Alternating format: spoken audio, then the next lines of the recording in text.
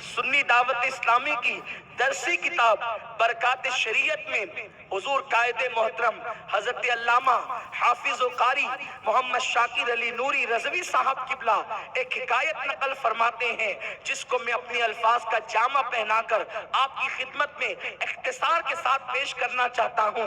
एक अल्लाह के बरगजीदा बंदे अल्लाह अकबर अपनी बूढ़ी माँ से कहते हैं, अम्मी मुझे काबतुल्लाह की ज़ियारत का शौक हुआ है, अगर इजाजत दें तो मैं काबे की ज़ियारत के लिए जाऊं।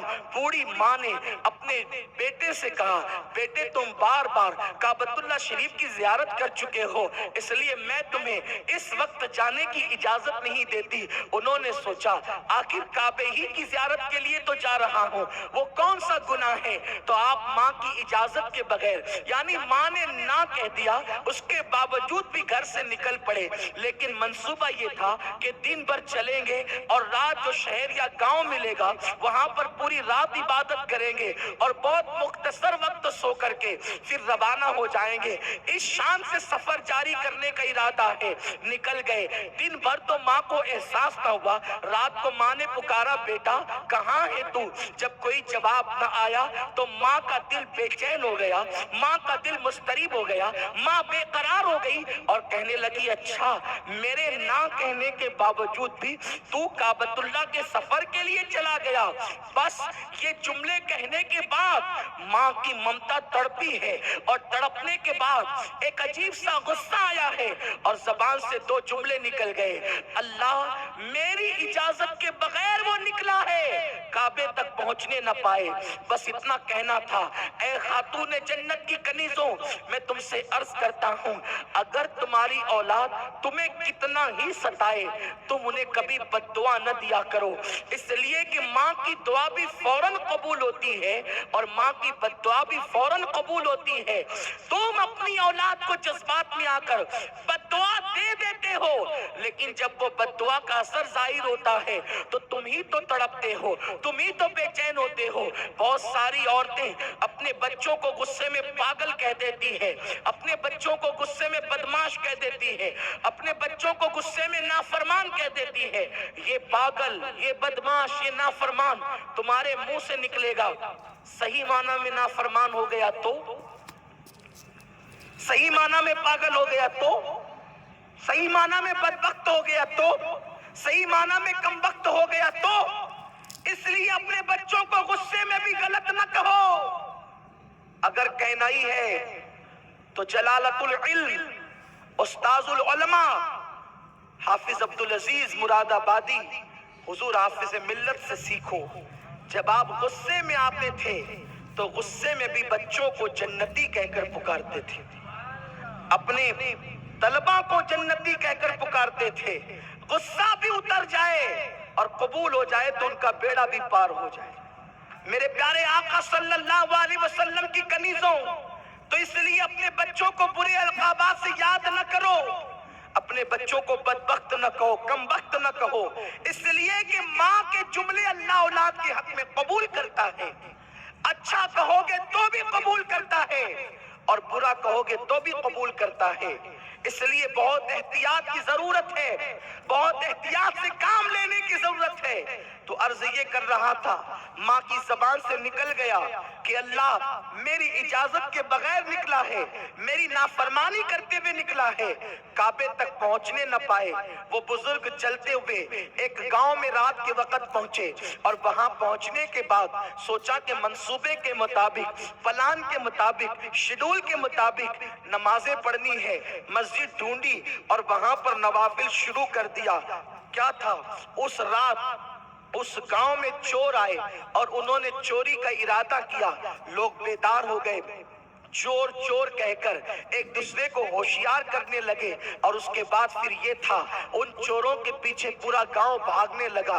चोर ने जो है वो मौके का फायदा उठाया, मस्जिद की गली में घुसा और अंधेरे में कहीं गायब हो गया। लोगों को शुबा हो गया, इसलिए शुबा हुआ क्योंकि कुदरत जो चाहे करे, उसकी शान निराली है, उसकी गैरत का आलम अजीब है। मेरे प्यारे आका सल्लल्लाहु अलैहि वसल्लम की कनीजों, लोगों को यूं लगा कि चोर चोर मस्जिद की गली में घुसकर मस्जिद के अंदर दाखिल हुआ। जब लोग मस्जिद में गए तो क्या देखा, एक बंदा सजदे में है। लोगों ने पकड़ कर उठाया और खूब मारा और उसके बाद कहने लगे चोरी करता है, और जब पकड़े जाने का अंदेशा होता है तो सजदा करके लोगों को धोखा देता है। अल्लाह अकबर। सिपाहियों के हवाले कर दिए गए और जब सुबह हुई काजी के सामने मुकदमा पेश किया गया। काजी ने कहा कि जो शख्स चोरी करके पकड़े जाने के खौफ से सजदे को बदनाम करे उसकी सजा ये है, उसकी आंखें काट के निकाल ली जाए, उसके हाथों को काट दिया जाए, उसके पैरों को काट दिया जाए। इस तरह से मामला किया जाए। फिर लोगों के सामने हाथ पैर और आंखें काट दी गई। काजी ने ऐलान किया लोगों ये उसकी सजा है जो चोरी करके मस्जिद में घुसता है, छुपता है और सजदे को बदनाम करता है। इतना काजी कह रहा था, उस बुजुर्ग ने कहा ये न कहना काजी साहब कि ये उस चोर की सजा है जिसने सजदे को बदनाम किया। अब मैं जो कहता हूँ ऐलान वो करो। आप ये ऐलान करें ये उस ज़ायरे काबा की सजा है जो अपनी माँ की नाफरमानी करते हुए काबे की ज़ियारत के लिए जा रहा था। जुमलों में इतनी तासीर थी, लोगों के दिल लरस गए, लोग बेचैन हो गए और पूछा आप कौन है? तो आपने बताया।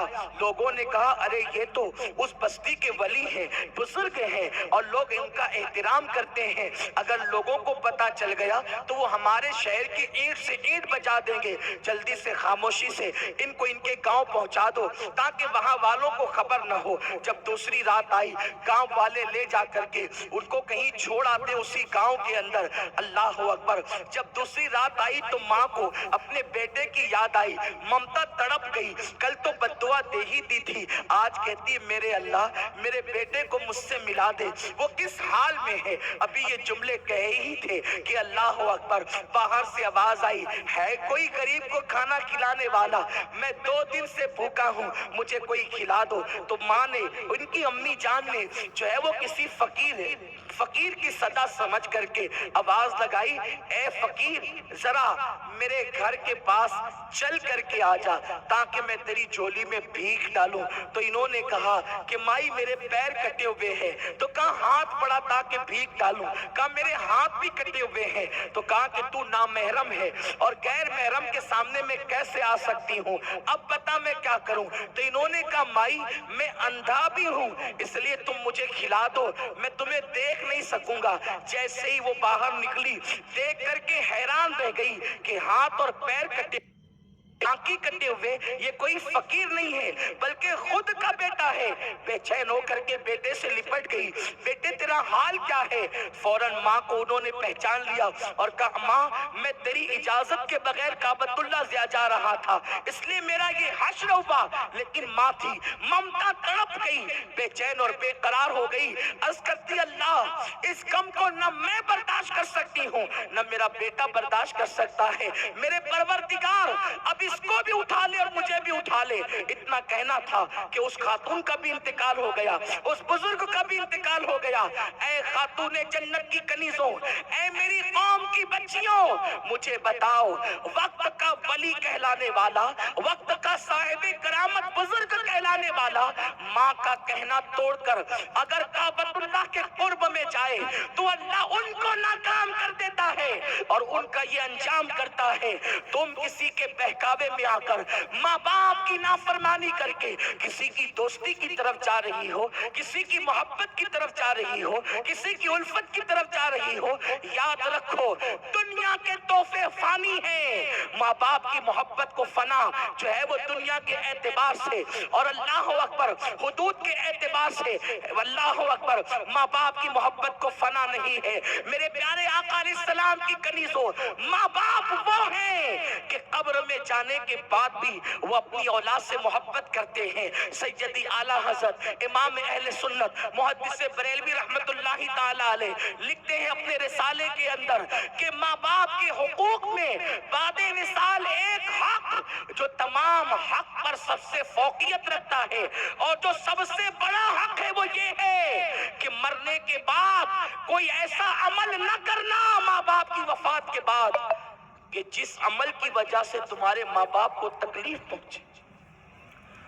तुम माँ बाप की मौत के बाद बुरा अमल करोगे تو تمہارے اعمال سے ماں باپ کو واقف کرایا جاتا ہے۔ اچھا کرو گے تو ماں باپ خوش ہوتے ہیں، برا کرو گے تو ماں باپ کے دل کو تکلیف پہنچتی ہے۔ اے خاتون جنت کی کنیزوں، اور پھر یاد رکھنا، جیسا بوگے ویسا کاٹو گے۔ اگر آج تم نے اپنے ماں باپ کو دھوکہ دیا، ان کی محبت کی قدر نہ کی، اور لاابالی پن کی بنیاد پر تم نے غلط فیصلے کر لیے، تو کل تمہاری اولاد بھی تم کو اس سے بدتر دن دکھائے گی۔ اور اس دن جب تم تڑپو گے، تمہیں تمہارے ماں باپ کی یاد آئے گی، تو اس وقت تمہارے لیے کوئی پناہ گاہ نہ ہوگا۔ اس لیے یاد رکھنا، مجھے اچھی طرح یاد آتا ہے کہ اجمیر شریف کی سرزمین پر ہم سب لوگ اپنے قائد محترم حضور امیر سنی دعوت اسلامی کے ساتھ تھے۔ حضرت قبلہ کی عادت کہ اکثر اجمیر شریف کے عرس کے موقع پر وہ اپنی والدہ کو فون کیا کرتے تھے۔ انتقال کے بعد والدہ کے جب پہلی چھٹی آئی تو حضرت کو ان کی والدہ کی یاد آئی، تو حضرت نے ہم لوگوں کو ایک شعر سنایا تھا جس کی لذت آج بھی محسوس ہوتی ہے کہ ماں کی گود، باپ کی گود، ماں کا آنچل، باپ کی گود، ماں کا آنچل۔ ہم بھی کبھی تخت و تاج والے تھے۔ باپ کی گود تخت سے کم نہیں ہے، اور ماں کا آنچل تاج سے کم نہیں ہے۔ خدا کی عزت کی قسم، جو لوگ تخت تاج کے لیے لاشیں گرا رہے ہیں، انہیں اگر پتا ہوتا کہ باپ کی گود کی لذت تخت پر بیٹھنے سے بہتر ہے، اور ماں کے آنچل کی لذت تاج کی لذتوں سے بہتر ہے، تو وہ اپنے ماں باپ کے دامن میں پناہ لے لیتے۔ اے خاتون جنت کی کنیزوں، ہوش کے ناخن لو، تمہیں بھی کل ماں بننا ہے، اپنے ماں باپ کا دل نہ دکھانا۔ اور پھر ایک مرد کے لیے سب سے بڑا حق اس کے ماں باپ کا ہے، اور ایک عورت کے لیے سب سے بڑا حق پہلے اس کے شوہر کا ہے، اس کے بعد ماں باپ کا ہے۔